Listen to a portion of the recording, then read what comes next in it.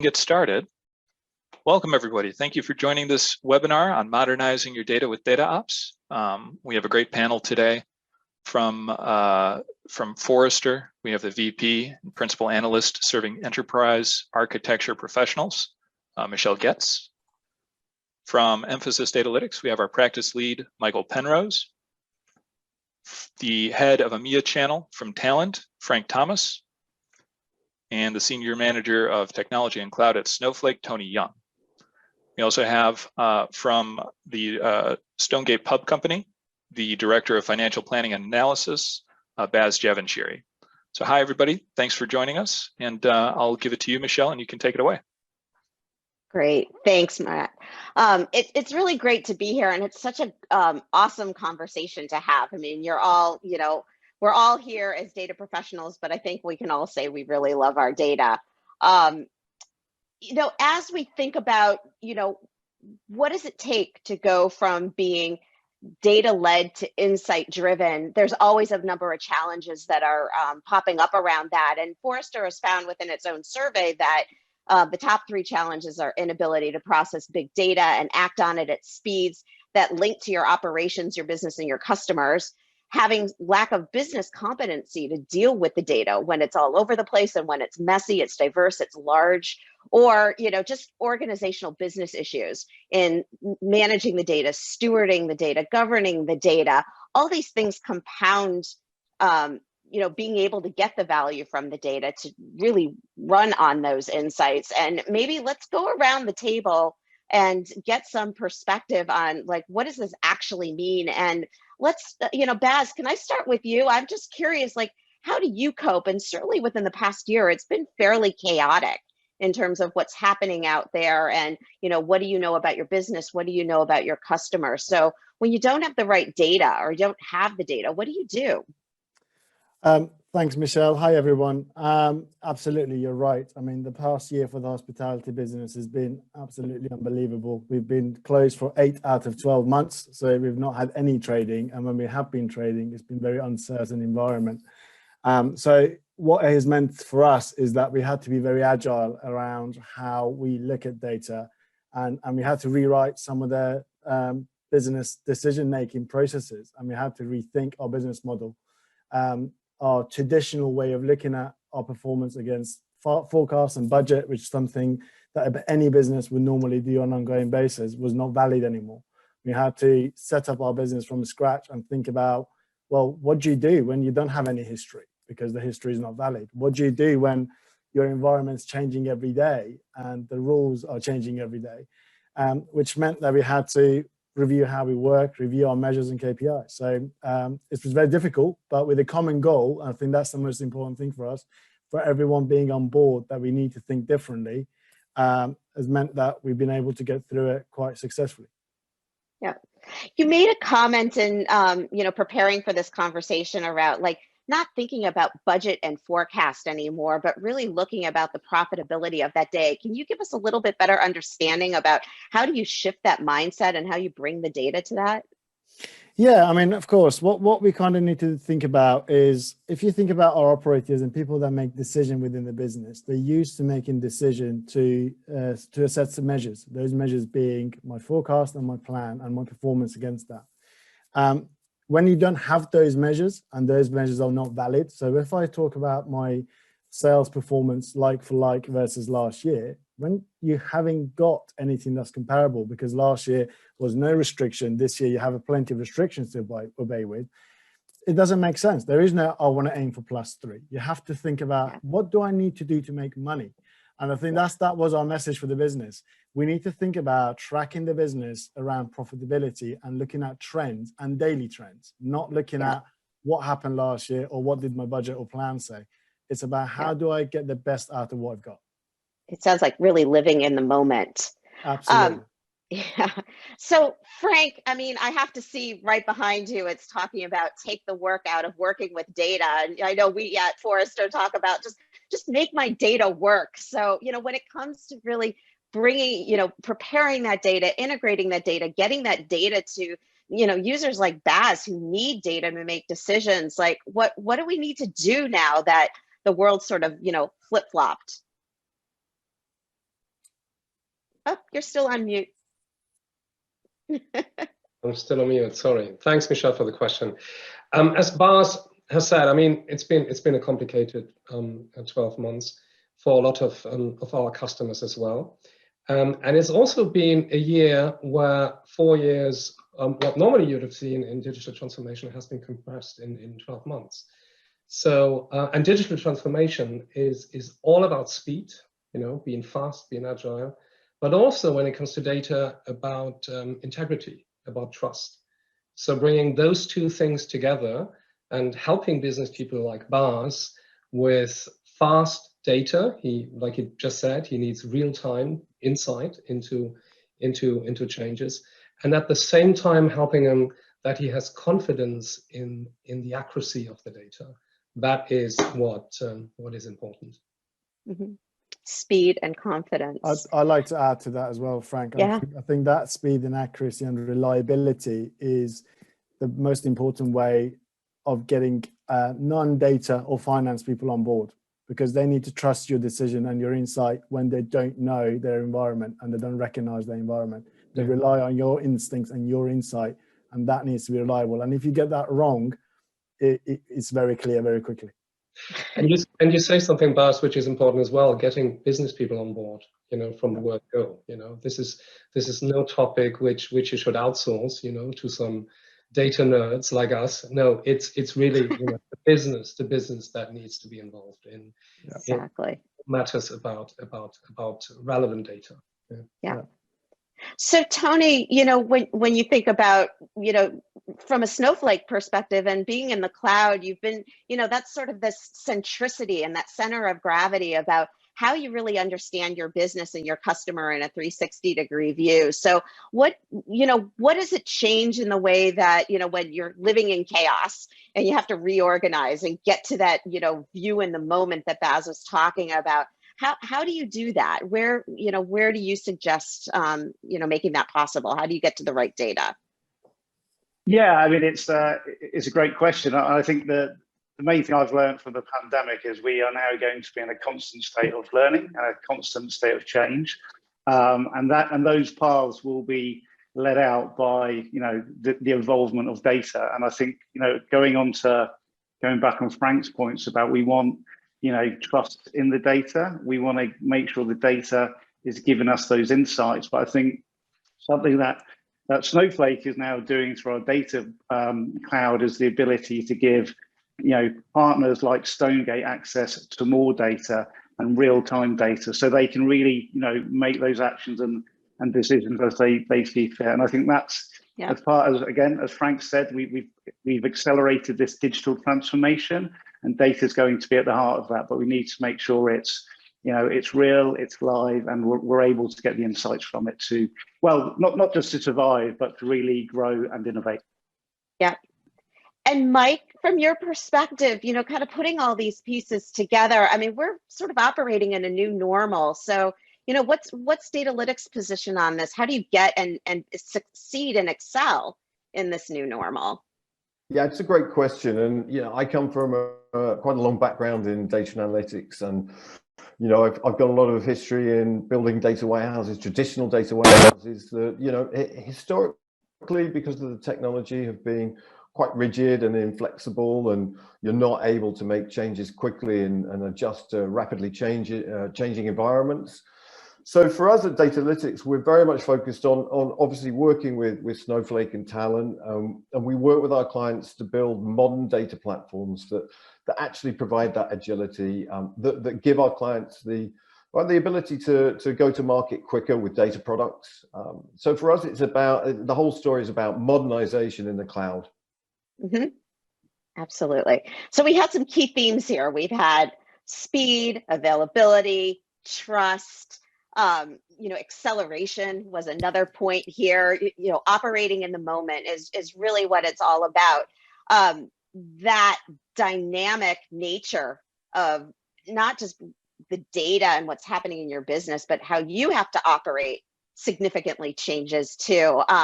You know, some of the things that we saw, again, just kind of going back to some of the survey research that we've had at Forrester, what are some of the challenges in that new operating model? And we looked at things like agile development processes and connections to continuous integration, continuous development. Top 3 challenges: effective product management, delivering quality products, and coordinating agile processes across data operations and other teams. And what you realize is those top 3 things, it's all about people, and it's all about process, and it's all about collaboration. So, let me throw this out there. Maybe Baz, start off, like, how do you get everybody on the same page? Do you get everybody on the same page? Eventually, you have to. I think this I think goes back to that common goal that I touched on earlier. I think for us was really important to make sure that we understand why we are pivoting. So if I think about where we started with the project, our intention was to slowly but quickly, but surely, try to migrate all to the data sets that we had into an internal data warehouse, create some reporting around there, and start introducing some insight. We had to pivot from that because of the pandemic and the challenges that it raised for us. And we had to very quickly engage the business with that and the reasons for that. And I think once the business got engaged with that and we understood why we're doing it, then it was much easier to explain how we need to work. And I think this was what worked really well for us, working with Datalytyx and Talend as a team, because they were engaged with the same change as well and understood what it was happening in the market. That it meant that we had to change the targets, if you like, and the goal point. And that really, I think for me, that was the critical thing around coping, because if you're not aligned in that environment, you're not going to cope. Exactly. It sounds, there's sort of this underlying theme to this, which is you recognize that there's an imperative. Something's got to change. Something has to be done. And then putting it into a context of like, well, what's in it for me? What am I going to get out of this effort? So that you're constantly balancing those 2 things together, and you can work towards a common goal, it seems like. Yeah.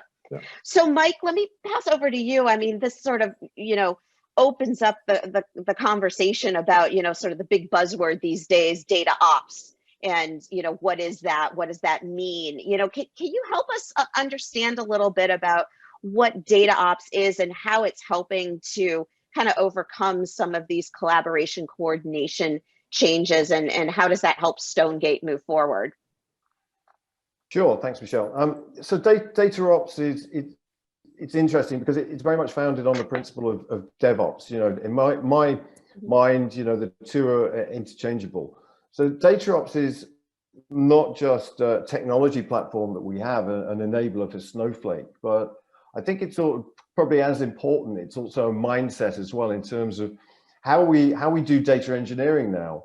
Again, I don't think data engineering is any different from traditional coding. It shares many of the same facets. I think the problem in the past is because you're dealing with vast quantities of data, wide data sets, then the ability to actually control and manage how you develop, and then how you move into testing, and then how you actually eventually get into production. It can be a very long, drawn-out process, fraught with difficulties, especially if you've got multiple teams working on any specific initiatives.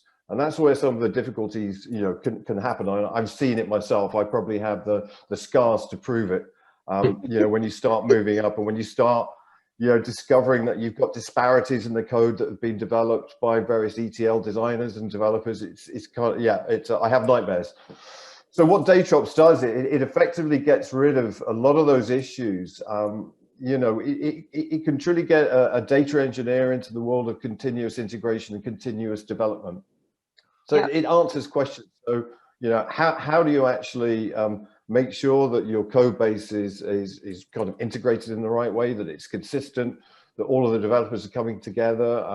How do you actually do that quickly, and how do you test quickly? So again, we use a Snowflake capability in terms of 0 copy clones. We can take the production data, and effectively the engineers can test that data very, very quickly using the actual data itself, not something they've fabricated in their own spare time.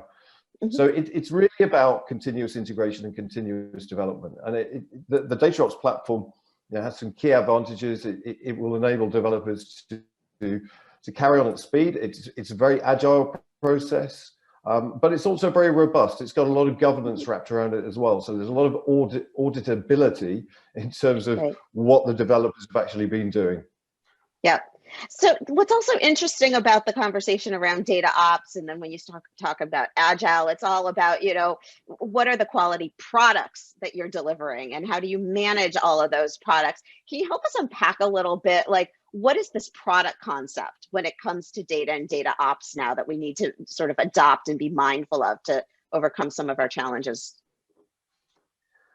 So the data product concept is relatively simple. It's really kind of the ability to focus on the end product of any data engineering project will be the product that you deliver to the end users. So whatever that is, it's really a kind of a package of data that's been conformed in the right way, that's easily accessible to the end user, and they can leverage that for either their BI and analytics needs. Great. So Tony, let me hand it over to you as sort of, again, one of the components of delivery of these data products and fitting into, the platforms that DataOps is sitting on. Like, what are you seeing here? Like, how do you get everybody on the same page? How does it change collaboration? What are some tips and tricks that you would recommend to execute and deliver value?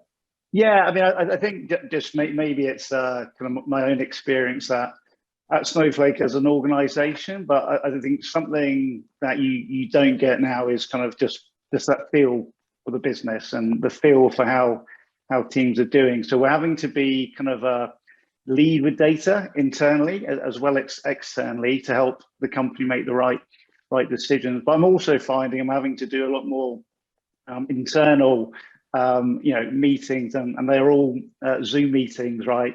To keep up with what's happening in my business. So that means I'm having to decide with data I'm given on, what I need to do externally, how to balance out what I'm doing in the week. And that's been a really big learning curve for me as well. So it's, so I think this is just going to be kind of an evolving way. And that's for whether you're in kind of, the type of role that I do, but in what Baz is doing in terms of Stonegate, we all need to operate differently and kind of be constantly learning about how to manage this kind of this ongoing time, because I'm not sure when I'll be going to an office soon. So there's also the other side of it, which is the technology enablement and the flexibility, the adaptability, the elasticity of the technology. And modern data warehousing today is really sort of leaning into that paradigm. Can you help us understand a little bit better how you take advantage of a modern data warehouse differently so that you can be highly adapted to either new data coming in or new questions being asked, or how do you go deeper? Yeah, and I think if you go back to kind of Mike's points, I mean, the thing I would add to that is, we now need to operate, our partners need to operate at scale.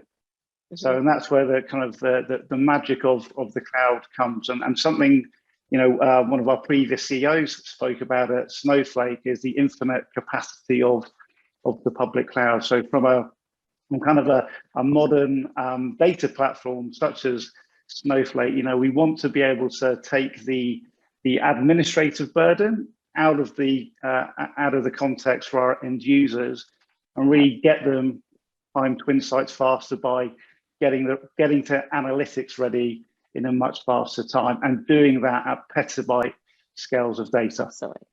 Fantastic. And Frank, in the bowels of the data, before we get to Snowflake, I mean, this is where all the magic is happening, but that makes it very difficult to sort of communicate out. Like, there's a lot of work that still needs to be done. You can't just spin on a dime sometimes, or even if you can, you have to set the right expectations. So how do you go about doing that? How do you have the right conversations and still get stuff done? Yeah, getting stuff done is a good topic. Just what Mike said, him having nightmares or having had nightmares. I mean, that is ultimately why we should really apply DataOps, because then we can all sleep better. Initially, you might need to invest, some more overheads, as Tony said as well. You have more meetings. You need to coordinate, and because it's a collaboration approach. But once you've did that, you will never look back, because in essence, it's turning something which in the past has been more of a manual craft to something which is industrialized and with that robust. And there are a few things that play a very important role in that. And we mentioned it already: collaboration, self-service, for example. And we have a mantra. We say DataOps is data as a team sport. Yeah, because it's not just a few people who have the right to touch the data when the moon shines and when the light is off and whatever. No, it is a collaborative approach. And it opens up, the productivity and the use of the data, of course. Yeah. So it's interesting on the collaboration point, because it also opens up another, question around how do you collaborate differently?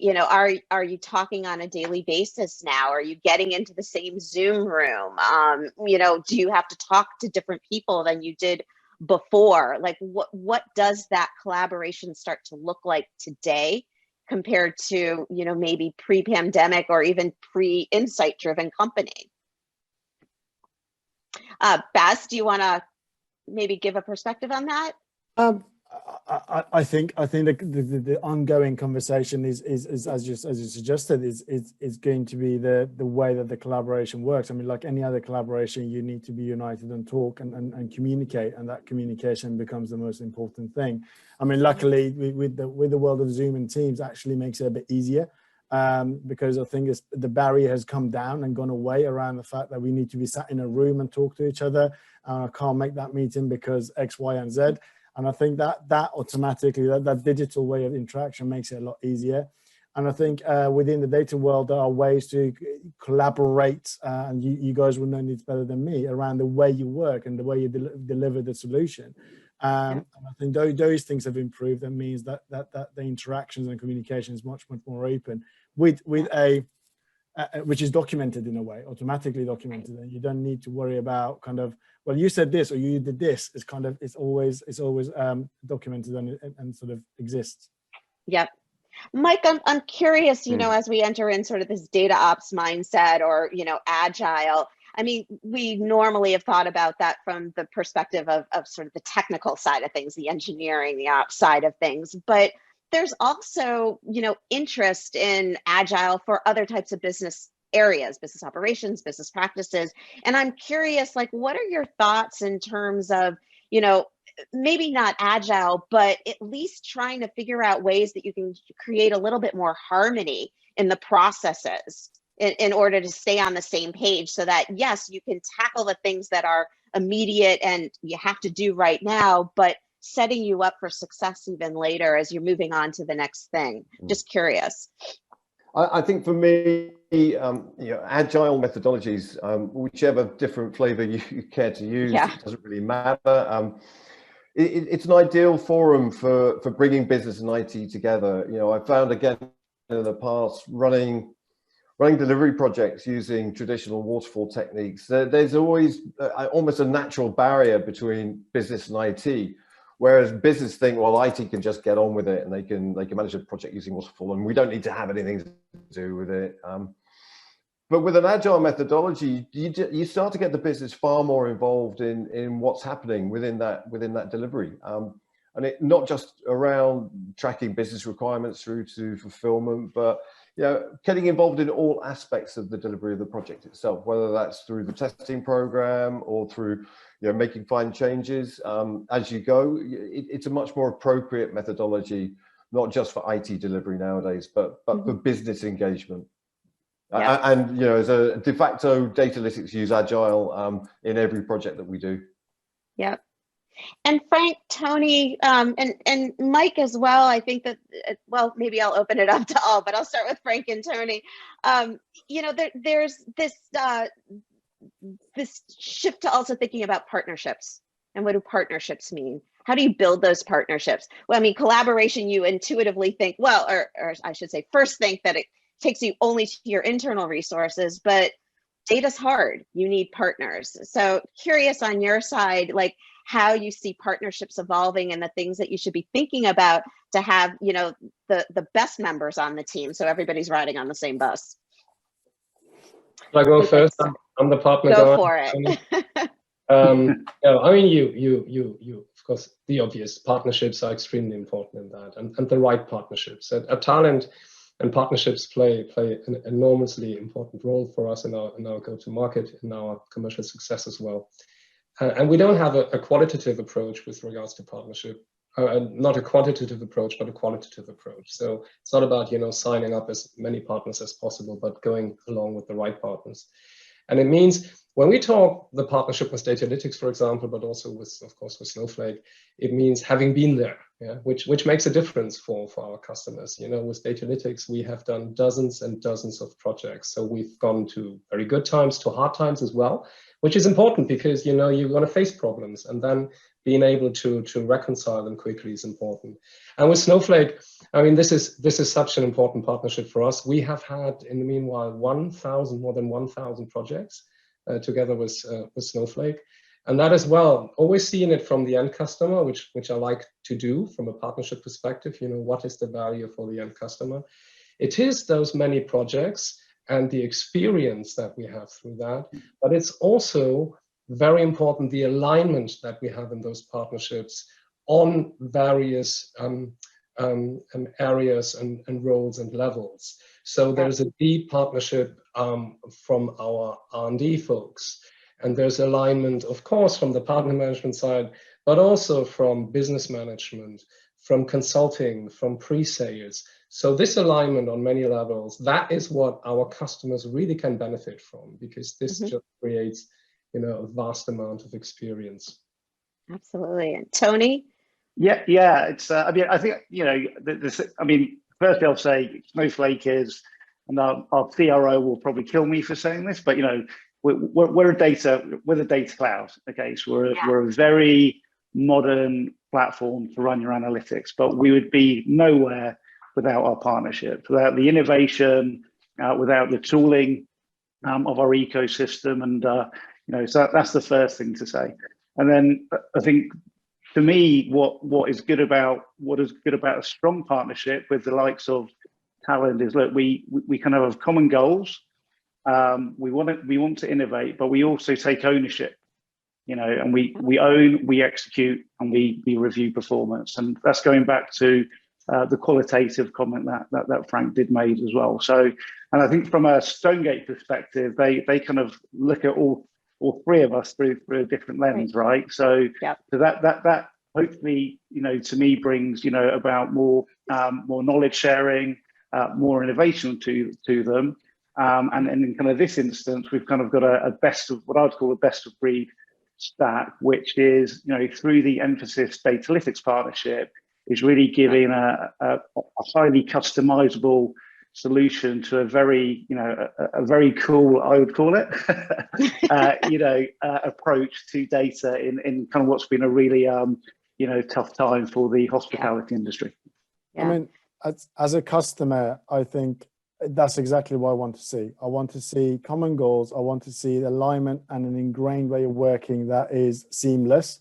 I want to see that the two partners are, or 2 or 3 partners, or however many number they are, that are clear about what the role is within that partnership and how they support each other. I think that's very important. And from the conversations we were having previous to sort of signing up to this partnership, that's something we were looking for. And what I kind of wanted from a personal, I guess, perspective for our business was having the flexibility, which actually the Talend and Snowflake partnership really provided, in terms of having the ability to, what I call, have a super highway of data that is for our main sort of data sources that are coming through, but allow us the flexibility to dabble and play around with other data sources and plug them in and out with simplicity and ease. So I think those are the things I think work for me in this partnership, and it's important in any partnership, really. Yeah. And I think that the comment on frictionless is super important, right? Because we've got to kind of act in the best interests of the end user and not slow you down. Yeah. And that is, I just wanted to say something on that as well, Bas. That's so important because from your perspective, from the customer, at first glance, it adds complexity if you deal with multiple entities. So it has to be frictionless and it has to work. Yeah. Absolutely. Mike, do you have anything, do you want to add to that? Thoughts? No, I really agree with everything that the guys have said. You know, just to build on that, you know, one of the key factors for us in terms of certainly our software partners is really around enablement. You know, so we, you know, as an organization, we are seen as being, you know, a group of people who are trusted to deliver data engineering. And for us to do that, then working with our partners to ensure that our workforce are updated on new product developments, they're constantly put through training and certification is absolutely critical, because we want our people to be the best they possibly can be. And without our partners, we would never be able to make that happen. So for me, it's about the enablement. Our partners enabling us to partner with our clients to deliver what they need. Awesome. You're right. Yeah. All right, so now we're going to get to the point of catharsis, which is, you know, I think the point that was made, you know, Frank, about, you know, there's great, you know, there's good experiences, great experiences, there's bad experiences, you know, it's always a test and learn scenario. We've certainly been tested. What do we learn? So this is the point. I'd really like to get everyone's input, you know, as part of, you know, working together. What were your lessons learned? Like, or what did you wish you knew going into this that now you know you're going to be, you know, prepared for, and that's not going to be a challenge for you later? Baz, do you want to kick that off? I know you talked a lot about shifting quickly, so maybe you can give us some ideas around that too. Yeah, I mean, that's been the main theme for me, and it's been about the agility and the shifting quickly, because I think internally from the business, the biggest learning for us was to make sure that the business understands that they're not going to look at things in the same way anymore, and they're going to have new resources to look at. They're going to have new reports to think about and new ways of understanding the data. And I think what I would say in terms of learnings around that is to make sure that we are, now that we've learned, sort of experienced what we've experienced, we can deliver these repeatedly again and again and not have to go through some of the hurdles we had to go through before, and land them quickly, and demonstrate and use this sort of use case that we've got so far and experience we've got so far to prove that it works. Great. Tony?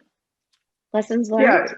Yeah, I mean, again, just more on probably not project related, but in kind of the current time. But I think something that is super important now is really getting to know our customers, you know, and even before we engage. And I think that's kind of a maturity curve that Snowflake is now going through. So really getting down to very industry specific and use case talk tracks, because again, in this kind of more virtual world of working, I mean, we kind of need to bring value to the table faster.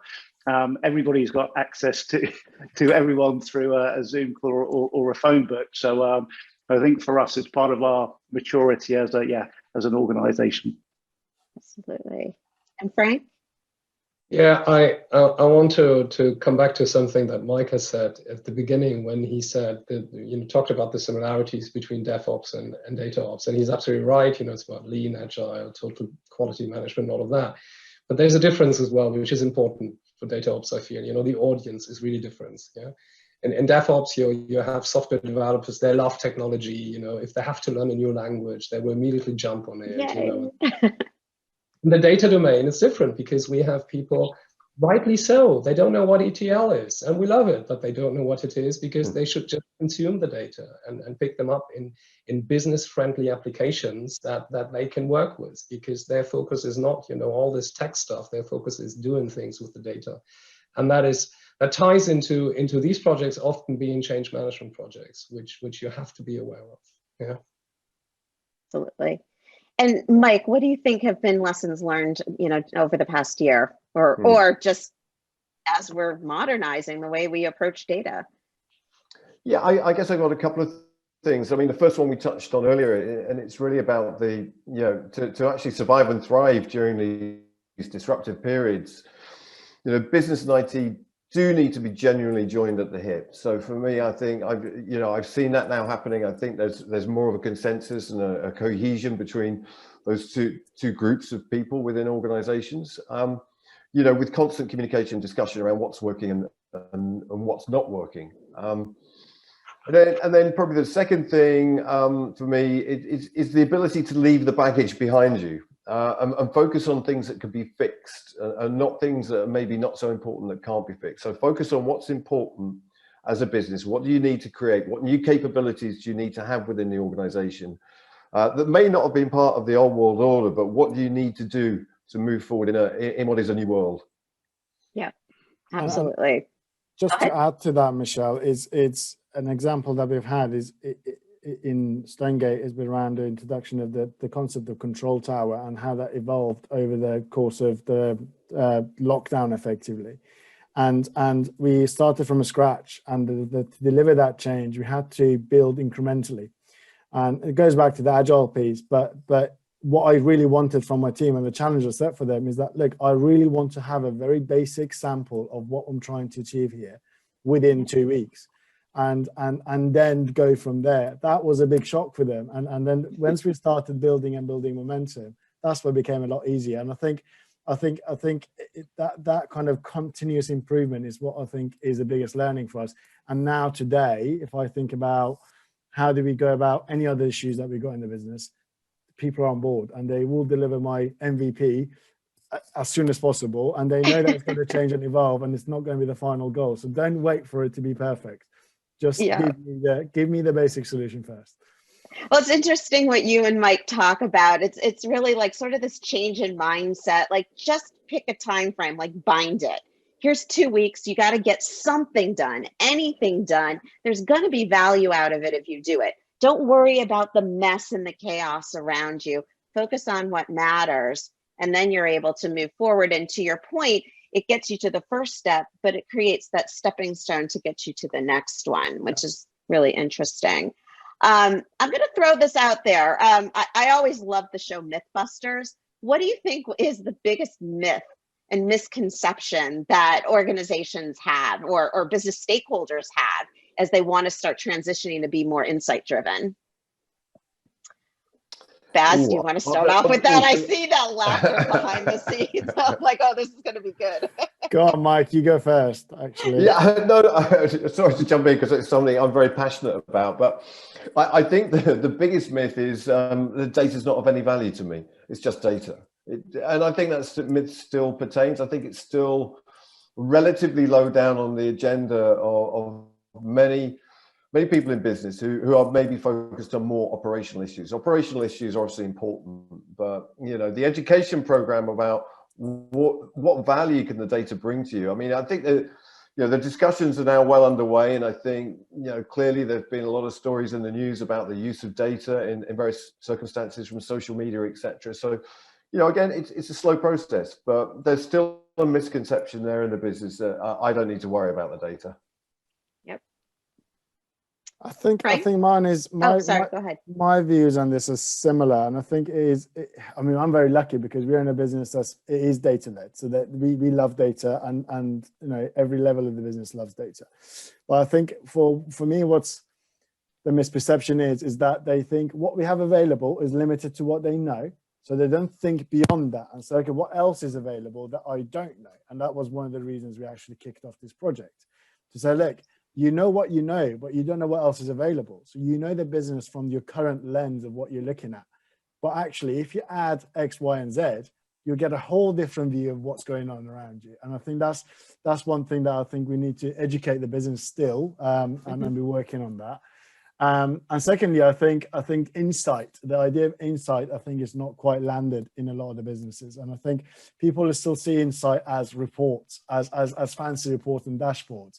But actually, dashboards are not insights. They're just reports with charts and pictures. Insight is when it drives you to an action. And that action comes from telling you something you didn't know before, rather than here's a performance against last year. That's not really that exciting. So I think those are the two things I would say around data and insight that are still a myth, and people in the business need to get familiar with it. Yeah, absolutely. Tony, what's your biggest myth that that needs to get busted? Yeah, well, I'm probably saying a similar thing in a different way, but we've all read Okay. about, data is the new oil. I kind of don't believe it is. I believe analytics is kind of the new oil, okay, because it's about having use and insights into the right data sets. We've spoken about having trust in that data and that data being secured and governed and accessible to as many people. So that's kind of my first point. I think my second point is there's probably a thought track around, I can do it all with my own data. And again, I think in this new changing world that, companies need to look outside of other external data sets that can enhance their insights and kind of help them innovate and really predict what's happening in their business. And kind of companies like Netflix are a great example of someone who's, come in and disrupted, and it's a very established industry, and they do it all with data, or their analytics, I should say. Absolutely. And Frank? Yeah, I have two as well. The biggest one I see again and again in projects is that data quality is just one fix you apply, and then your data is okay. Because as we all know, this is not the case. It's a constant process. The second one, I'm going to throw this out here, is when people think they can do all of that, all those wonderful things, without thinking about modernization. Because at some point you have to look at what you're using. And with certain legacy environments, it will get difficult. What you need to achieve here, and we heard that from Bas as well, from the business, he wants it fast initially. So going fast is important, but then you have to be able to go far as well, because the data issues will come up, and then you will have to have something that will help you along the way, with regards to all the issues that you need to tackle with regards to this data. So modernization is key here. Exactly. You brought up the interesting point about the quality of the data, and we talked about trusting that information too. So you're not just, cycling around the data, you're actually getting to the point where you actually have great analytics and great insights. It brings up, that specter of data governance, which some organizations are like, okay, yeah, we live in a regulated industry, we do that, that's perfectly fine. But many organizations really struggle with that, or have done it before, and it's created a bureaucratic mess. It slows things down. It doesn't, it's not really adding, and everybody walks away and says, I don't want to do that anymore.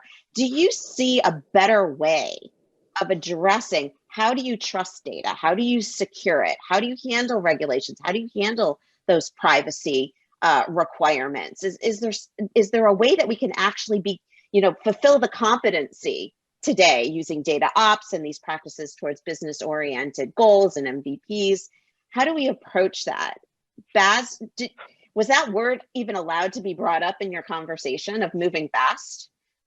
No, I think this is a very, very topical conversation for us, because we are still having those internal conversations. So I feel like we got the tools in place and we got the infrastructure in place to cope with it. But I think internally we're still educating ourselves around, well, how do you deal with data governance? How do you deal with data quality? Now, quality is important. And I think that is one that I think we're much closer to a solution, and things like Talend will give us the facility to do that and manage our data quality.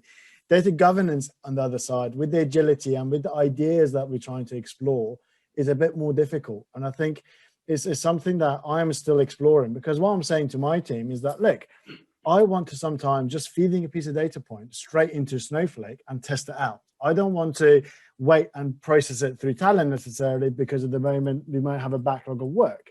And that requires an element of governance, because what you don't want to do is to make a mess of your data warehouse. So, and I think we are still playing with that idea of trying to understand, how do you make sure that you still maintain governance but keep agility? Now, with sort of our existing internal data, it's been a bit simpler because we knew what we had. But when you open the gateways to new things, that's where you start having to rethink that position. So that's where I am with that one, actually. Okay. And I'll open it up to the rest of you, if whoever would like to jump in first. Well, it's a giant topic, of course, data governance. Yeah. Is and often the mistake is being made to approach it purely from a technology point of view, because it has organizational aspects in the first place, and that is why it is often so difficult. Because it's related to change. There's often resistance, because you have to change the habits how you work with data. Secondly, of course, the ever more increasing regulations that you have to tackle, CCPA and GDPR, etc., etc. And thirdly, and I feel that's important because it ties into the organizational aspect of it. There are often, people tend to say, "Oh, do I either have a governed central control of data governance, or do I open it up completely?" And we feel like, the mix is important. I mean, work with the culture that the company have. You can use it to change culture as well, but again, working against the culture is often not a roadmap to success. And having the right level between giving autonomy and keeping control where control is needed with regards to access, who has shared the data, who has changed the data, etc. So this concept, which we call related as well, data citizen, giving people access to the data where they need it and when they need it. That to us is a key to success to data governance. And then, of course, you need to look at all the issues of data quality, data inventory, data preparation, etc., etc. That is, of course, where some tooling can help. Yeah. Absolutely. Okay. This has been a fantastic conversation. I learned so much. I'm hoping everyone else who's been attending this has learned so much. I'd like to shift over and start opening it up to our attendees and hear what questions they have or what they'd like to understand a little bit better. Matt? Sure. So yeah, for everyone who is attending this right now, there should be a Q&A area in your Zoom screen where you can submit questions to the panel. So I will take those questions, I'll read them out to the panelists, and they can provide the answers. I guess I wonder if anybody has any questions for your fellow panelists before those questions start coming in.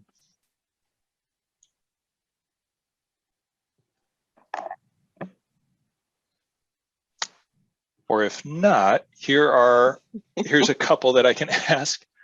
I'm going to combine these two because they're related. We've talked a lot about DataOps, but for someone who maybe isn't all that familiar with DataOps, can someone briefly explain what DataOps means in practice, but also is there a difference between DataOps and DevOps?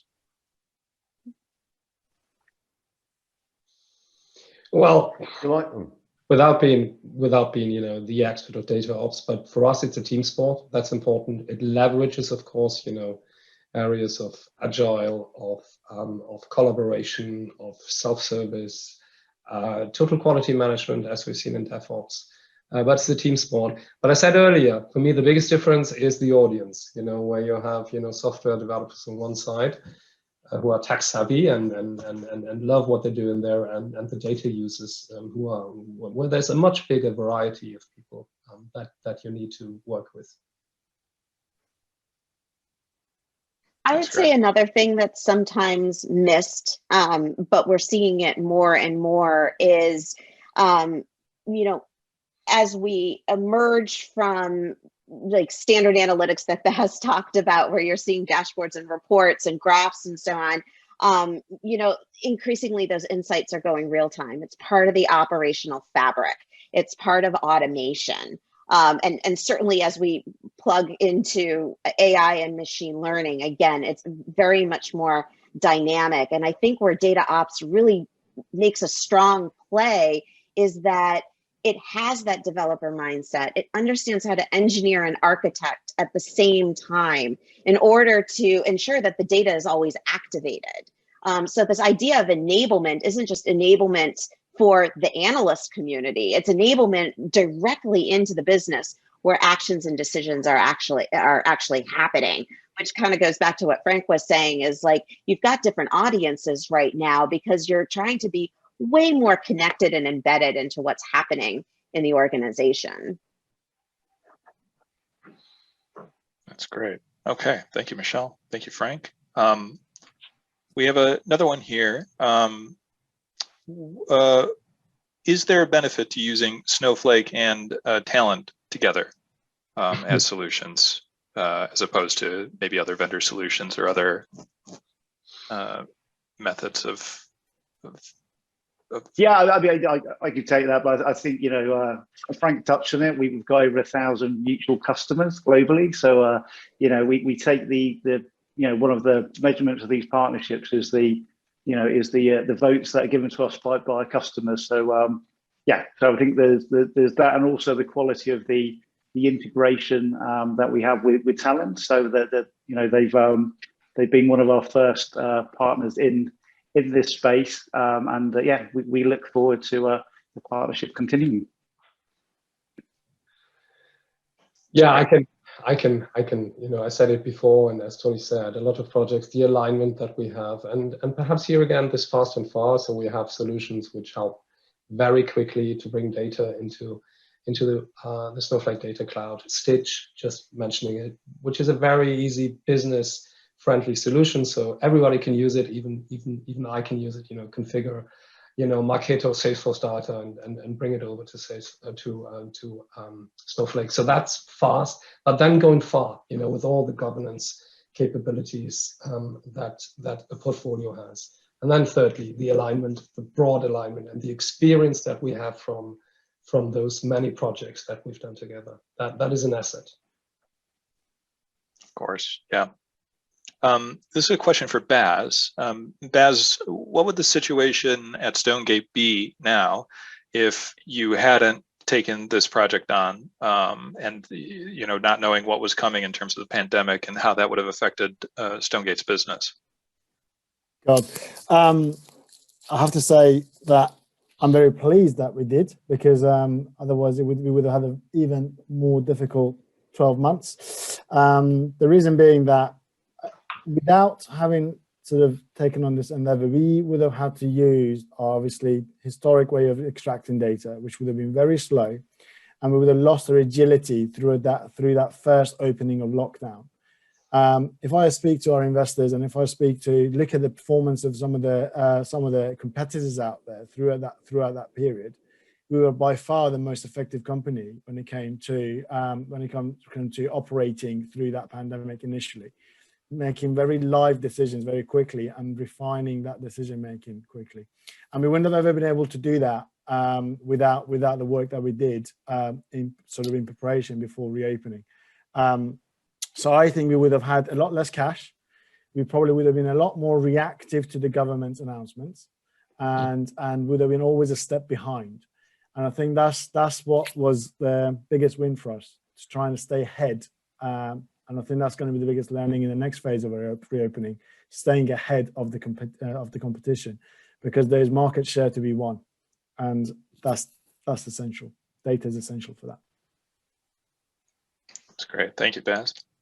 I think this next one is also geared towards you, Baz. There is a solution that was the software that was used in your solution that's not present here, which is Power BI. Yeah. So the question is, what is your opinion of Power BI as a BI solution, specifically its ability to integrate multiple data sources and clean and prepare data for reporting? Yeah. So look, we have gone from not having any solution to having Power BI. So I don't really have a huge amount to compare with. But what we do have is that we, as part of the integration, as part of the acquisition of EI Group, which happened last year as well, because the pandemic wasn't enough, we wanted to acquire a 3,000 pub business to add to our portfolio. So they had a different BI solution, and we are now comparing the two, and we feel like Power BI is offering us everything we need. We are exploring the idea of data integration within Power BI, so we're using the data models within Power BI a lot more effectively, and it's giving us that capability to use the outputs that we have, or data models that we have in Snowflake, and merge them with the data cubes that we have outside of Snowflake quite effectively. So in that sense, it's been very positive. And in terms of dashboarding and report building, it's been quite intuitive. And again, I had a team of non-Power BI users before this has started, and now I have 4 or 5 people that are quite competent just self-teaching Power BI. So I have positive things to say about Power BI, and I think it's been very effective. That's great. As was Talend data stewardship part of the solution? Yes. Gotcha. Can you expand on that and how that was used and what's that for and how does it work? I think this is where we are using it to make sure that that's quality of data exists. And I think when we think about, we have often problems with our, for example, cost prices, where our cost price for a product might be incorrectly inputted at source. So when the product is set up in the system in Trade Simple, which is a system that sits completely outside, if the cost price is set up incorrectly, we need to be able to spot that and be able to correct that for the history. So we'd use that in two senses. One being correcting the past as we migrated the data over. And secondly, going forward, making sure that we never have these periods that we run with incorrect data and sort of bad data, if you like. That's the piece that we are executing now with the team to get them upskilled with that. That's great. Okay. That is all the questions that I have in our little question box. So I think that pretty much wraps it up, unless anybody has anything they want to say to close out here. I look forward to all these pubs opening up again. Yeah. Very good point, Frank. So, Me too. The good news is we're opening about 60% of the business on the 12th of April with the pub garden. So that's plenty of pubs to get to. That's good news. And by the 17th of May, you should have more than 95% open. So excellent. We're a bit behind in Germany, but we'll catch up in Germany. We'll tell you. the thing is, I can't even. I'm just waiting to get on a plane to come over to you all. My goodness, I'm stuck. Well, this has been great, guys. I can't tell you how interesting the conversation has been, how useful it's been, how much we've all learned. So I really appreciate everybody coming together here. And I think it's really great to see also people from all different companies coming together to collaborate and really make a successful solution during a very hard time. It's a great story. So virtual applause for everybody here. And thank you everybody for attending this. Thank you, Michele from Forrester. Thank you, Frank from Talend. Thank you, Tony from Snowflake. Thank you, Mike from Mphasis Datalytyx. Thank you, Baz from Stonegate. Really appreciate it. And we look forward to having beers with you really, really soon. So thanks very much. Definitely. Excellent. Cheers. Thank you, everyone. Thanks, Michele. Thanks, everyone. Cheers. Thank Have a you, great one. everyone.